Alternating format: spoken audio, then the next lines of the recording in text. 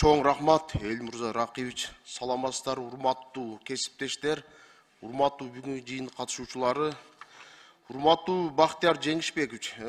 Жумушуңуздар абдан оор да. Акча чогултуш өзү бул кыйын. Акчаны чогултуп, биздин пенсионерлерди пенсия менен камсыз кылуу, жылдан жылга кошуу бул өтө оор да.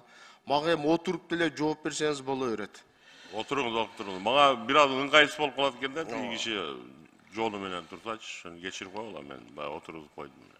Мен биринчи суроом, бизде 735 миң пенсионер бар экен да.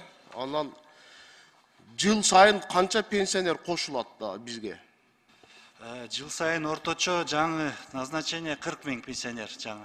40 миң, Алардын пенсия менен камсыз кылуу боюнча каржы булактар табылабы? Ооба, табылып атат. 2023 жылга 48 миллиард соцфонд бюджеттен болсо 41 миллиард бюджеттен 51 миллиард соцфондтон.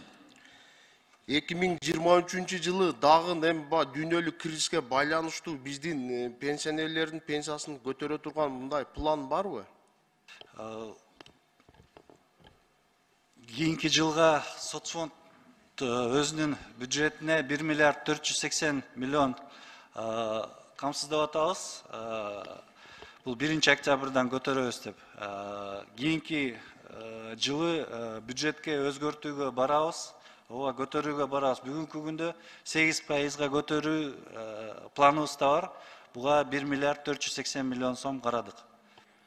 Жакшы экен, анда эми каржы булактары табылып, биздин пенсионерлердин пенсиясын көтөрсөк, бул биздин эле бактыбыз да. Анан бизде этникалык кыргыздар кошуна Өзбекстан Республикасынан, башка мамлекеттерден көчүп чыгып келип атат да. Анан эми кээ бирөө Өзбекстандабы же башка мамлекеттеби бир күндө мамлекеттик кызматта иштешкен эмес. Ошол эле учурда биздин мамлекетте дагы бир күндө мамлекеттик кызматта иштеген эмес. Ошолордун пенсиялары кандай болот? Пенсияга оформить этип, мындай шарттар барбы? Рысбек Исмаилович, бул боюнча мыйзамда каралган.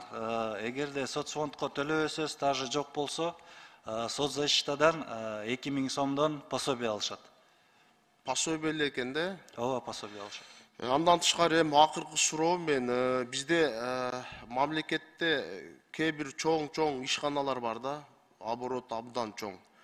Ошолордо 200-300 киши иштесе, например, бир 20-25 кишиге эле соцфонд төлөйт экен да, ушуларды сиздер аныктап атасыздарбы? Ошол эле учурда сиздерде мындай полномочия барбы? Текшерип ачыктаганга. Бул боюнча 2019 жылдын январынан баштап администрирование полностью мамлекеттик салык кызматына өткөзүлүп берилген.